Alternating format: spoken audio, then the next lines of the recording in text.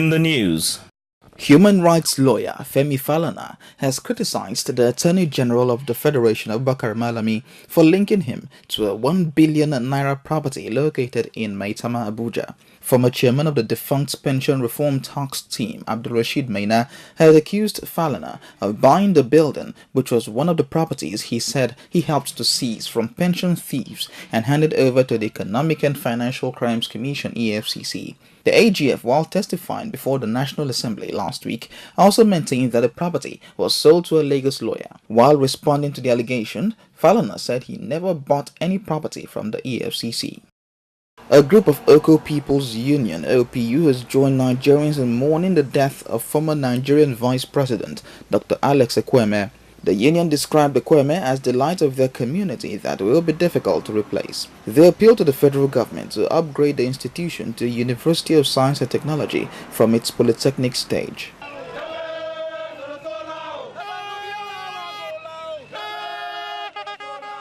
Togo's opposition has called for 3 more days of protest against President Farouk Gnassingbe. The opposition advised Togolese to participate in fresh protest on November 29th, 30th and December 2nd. A coalition of 14 opposition parties have organized almost weekly protests since late August, calling for the introduction of a 2-term limit for president and electoral reform. They want the measures applied retroactively to prevent Gnassingbe from standing at the next 2 elections in 2020 and 2025 to prevent him from potentially staying in power until 2030. Russian president has signed a law that allows the government to list any foreign media operating in the country as a foreign agent. The bill is in retaliation for Kremlin-backed broadcaster RT to register as a foreign agent in the US.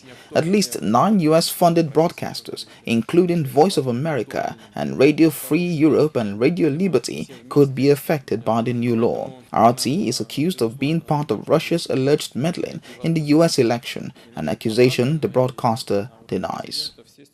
Super Eagles midfielder Mikel Agu says he has successfully undergone an arthroscopic meniscectomy surgery on his right knee. Agu, a Borisper Leoni from Porto, had sustained the injury while in action for the Turkish Super League side, but got worsened while training with the Super Eagles before their games against Algeria in a World Cup qualifier and the international friendly against Argentina, which he pulled out from. Agu vowed to battle through the injury so as to return to reckoning for club and country. and that's the news.